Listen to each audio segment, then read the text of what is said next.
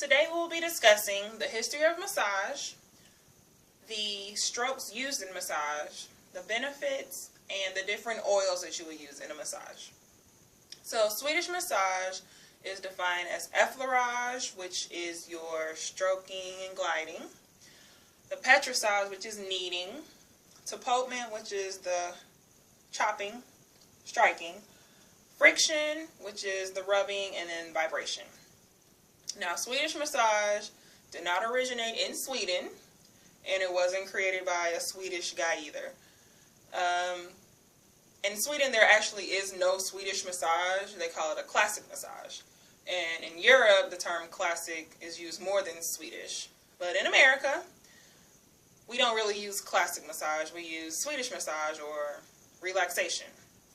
It's kind of like in Europe, we call them French fries, they call them chips, and then when we call them chips, and they call them crisps, so it's just like a language thing. But many people believe that a guy named Per Henrik Ling created Swedish massage. And this may come as a shock to you, but that's not true. The French terms effleurage, petrissage, friction, and tapotement were never used by Per Henrik Ling or any of his successors. So where did they come from? Per Henrik Ling was born in 1776 in Sweden, and he was a fencing master and a gymnast. And after he discovered that he had rheumatoid arthritis and gout in his arm, he started doing like a series of passive movements that involved the striking and the stroking and the kneading, and he was like, hey, this feels good. And he noticed that it had a positive effect on his health.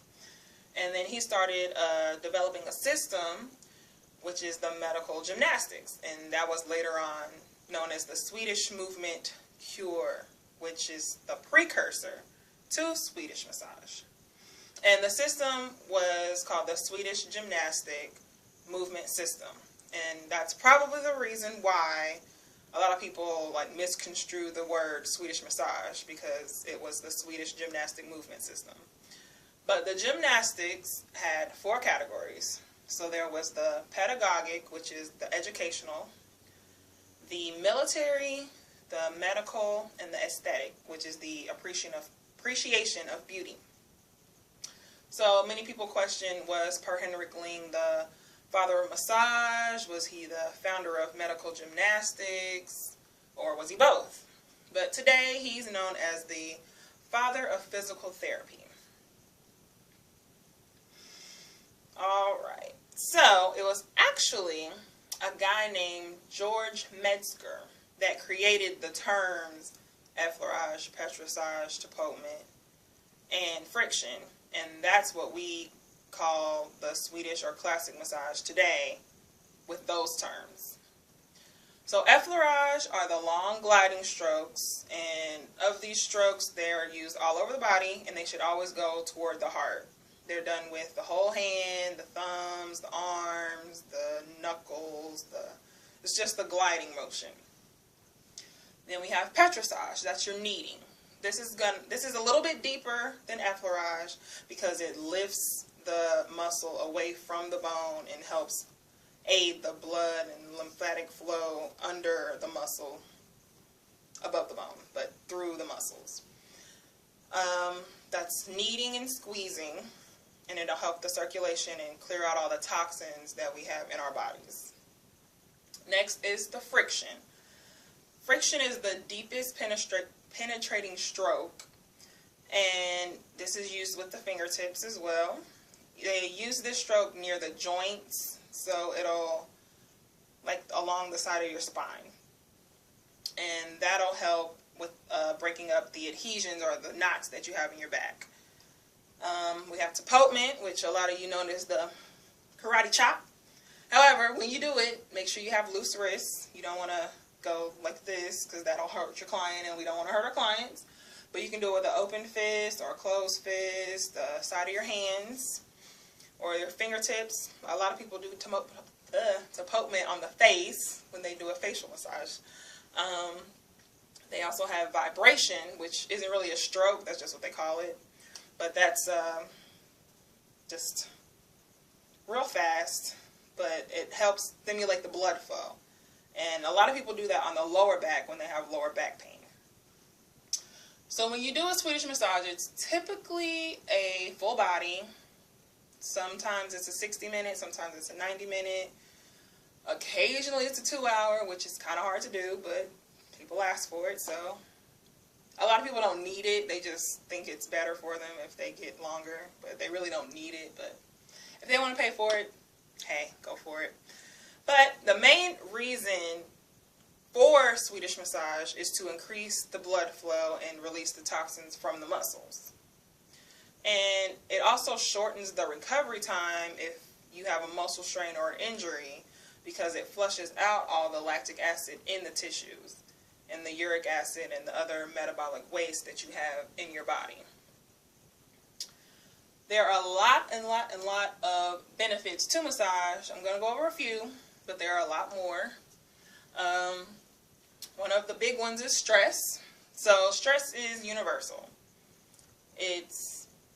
You kind of need stress. Like, it's not always a bad thing to have stress. Like, if you throw a ball and you jump to catch it, but you miss, and you jump a little further, it's stress. You're like, oh, I'm not going to get the ball, but it's not necessarily a bad thing. Or if you're nervous like I am, standing in front of people, or you have a meeting or a date and you have the butterflies in your stomach, it's a form of stress. It's not necessarily a bad thing, but it is stress. Or you're driving. I actually just moved here from Indiana, and I'm sorry to say this, but you guys cannot drive. I'm sorry. So when you're slamming on your brakes so you won't get in a car accident, that's stress. It's kind of a bad thing, but it's a good thing you did it, because you don't want to die in a car accident. So stress is a variation of things.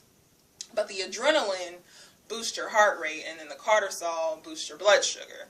And that is what diverts the energy away from your digestive system and your immune responses. So the stress reduction is the release of the endorphins that produce a feeling of well-being, like you're relaxed. So all the cortisol and adrenaline also are reduced. And it takes a higher level of stress hormones to impair the immune system. And when you constantly have stress, that's distress, which is negative, and you don't want that, because that can cause sleeping problems, headaches, high blood pressure, upset stomach, chest pain, among other things. We don't want to get into that.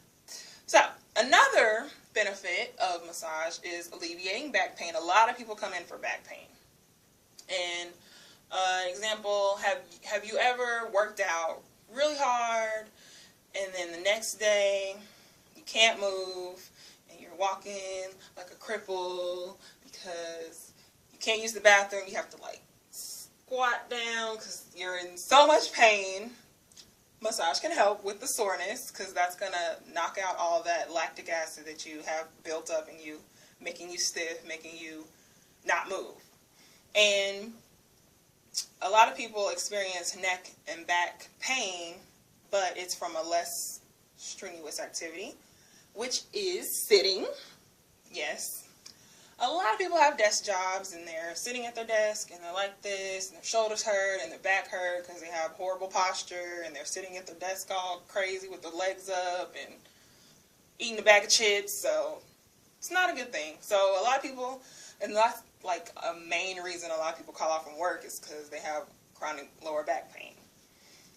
If they have extra weight, if they have bad posture, if they keep doing the same repetitive movements over and over and over again, that's what's going to cause the pain, because your body is so used to being in the wrong way. When it is corrected, it hurts.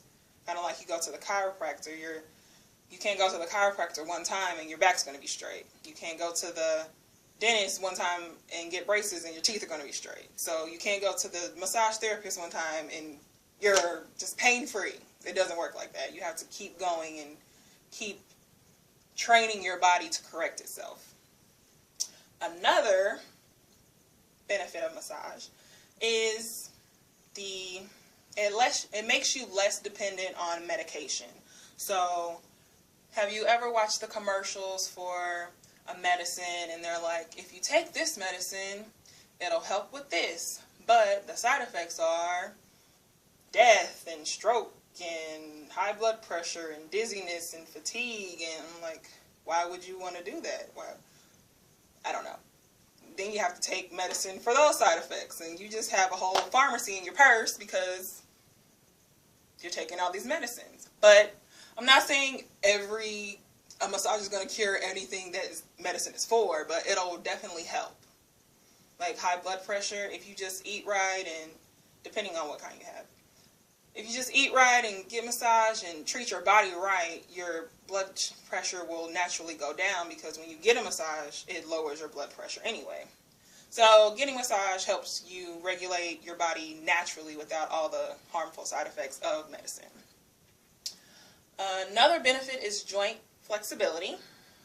That's going to create the production of your body's natural lubricants that'll help you feel not as stiff, staying a lot flexible, and preventing injuries. When you get a massage, you need to, I always have my clients take a deep breath before they start, because a lot of times, especially if it's their first time getting a massage, they're really nervous, so they're tensed up. So if they breathe, it'll be a lot better, and they won't be so, or they'll tickle, which is annoying when they're ticklish and get a massage. But your scalenes, these muscles, help in breathing. So when you're massaging the neck and the head, that will help your client breathe better, which will overall help them relax, because it's kind of hard to relax and you're not breathing at a normal, natural pace.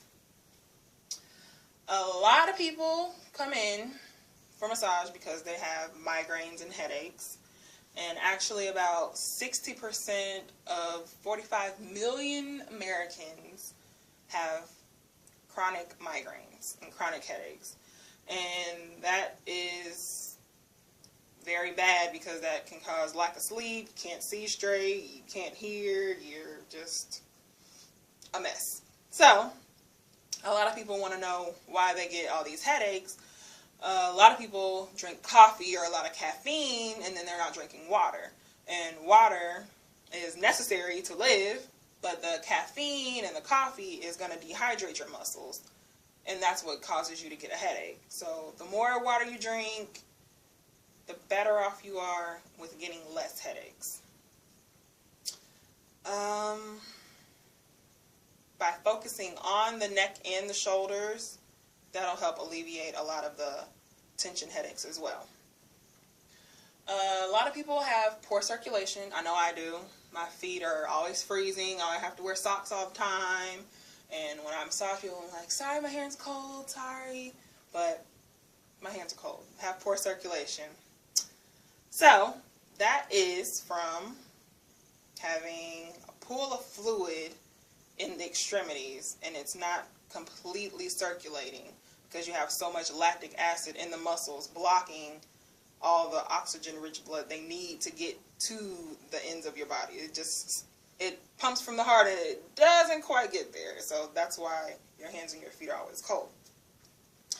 But when you get massaging, you're squeezing and pulling, that's going to pull the muscle away from the bone and allow that blood to get to the extremities and cause better circulation. That's why it's very, very important when after you give your client the massage, make sure they drink a lot of water to help flush out all those toxins and help with them getting back on track so they're not sore the next day and then they blame you because they didn't drink any water. Alright, so when people have injuries, they come in for a massage. They should come in before the injury, but hey, what can you do?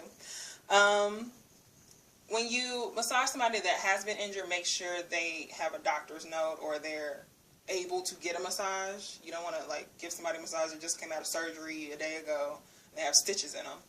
So make sure they have a doctor's note and make sure that they are well enough to get a massage. But when you do, it can make them more flexible and heal a lot faster than if they were to just sit at home.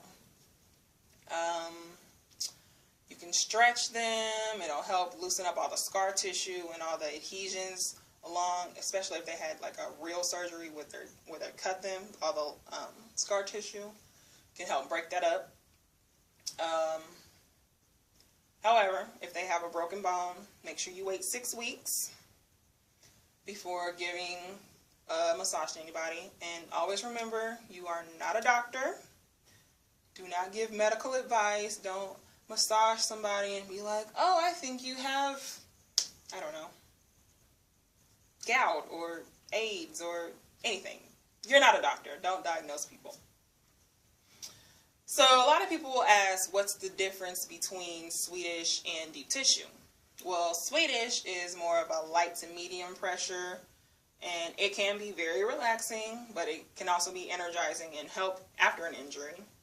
While the deep tissue is more to break up the lactic acid in the body. So that's more for your athletes and your injury-prone people, or people that just are stressed out all the time and they want the knots out of their body. And you're not a magician. It's not going to take one time. That's why they need to come frequently.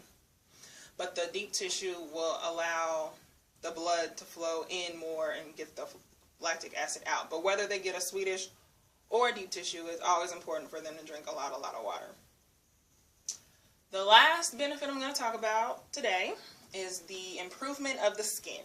So a lot of clients, unfortunately, are not supermodels. They're not gorgeous and beautiful and have perfect, loving, flowing skin, and it's not great. So they're going to be stinky people, they're going to be dirty people, and a lot of times they're going to be people with really, really dry skin, where it's almost cutting your hands.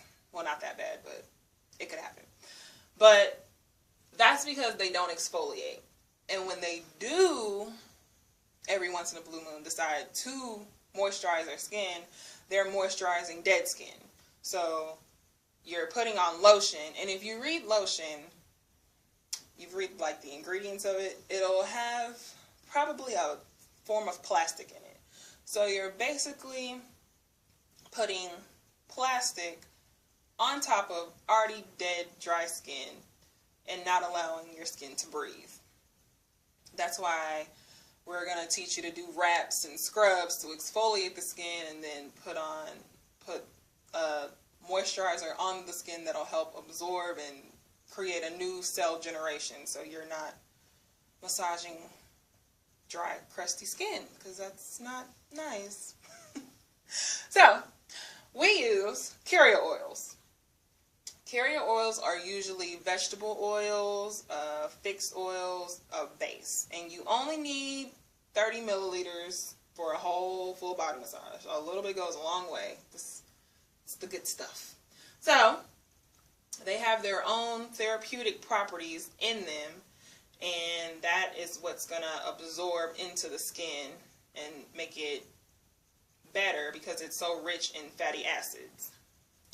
A lot of times they use 2 or more oils together to make it last a little longer and make it not as smelly. Because unless you're doing aromatherapy, you don't want your oil to smell, because what if they have to go to work or they have something they need to do? You don't want them to smell like something, flowers or mints or whatever oil you choose to use. So there are 4 main oils in massage that we use. We have sweet almond oil that is extracted from almonds, of course, and it's a pale yellow color. It's a little oily, but it allows the hands to glide nicely over the skin, and not so quickly. You need to keep putting it on, but it has a nice absorption, and it usually doesn't irritate the skin if you're not allergic to nuts. If you are allergic to nuts, do not use sweet almond oil because it has nuts in it. We have apricot kernel oil.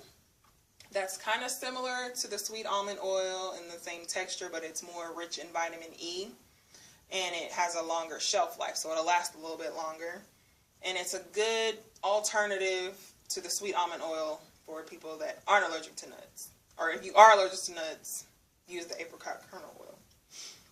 We have jojoba oil. That is actually a wax extracted from a jojoba plant. And it's a good option for Bacne, which is back acne, because it has an antibacterial property in it. It'll help clear up all that. And it has a very long shelf life. It absorbs well. It's a little thicker, but it's not usually irritating to the skin. However, it is really silky and quickly absorbs, so you might need to mix it with other oils so it'll last a little longer. The last one is sunflower oil. It's not greasy, it's kind of light, and it won't leave the skin feeling oily, and it's extracted from sunflower seeds. This one you need to buy in a little smaller container, because if you have a big amount, it'll go rancid, and that's not a nice smell for people to smell walking around all day. So, but you can make it smell a little bit better by putting vitamin E oil in it, and that'll help it last a little longer and smell better. But don't use it if you are allergic to sunflowers. There are a ton of other oils. There's coconut oil, cocoa butter, shea butter, avocado oil, grapeseed oil, wheat germ, sesame oil. There's a lot of oils, but those were the main four that we typically use. Just always make sure when you're massaging to ask if the pressure is okay, if it's too much, if it's not enough, and make sure the client is comfortable. That's the most important part, because you wouldn't want to lay somewhere for an hour and you're like, this really sucks. What are they doing? I wish they would do something different. That's why it's important to tell your client beforehand, if anything is bothering you at any time, please speak up, because a lot of times they'll go tell the manager or go tell the receptionist what was wrong instead of telling you, and then they ruined an hour when they could have got a better massage if they would have just spoken up. But this is the end of the video, so I'm gonna massage somebody now.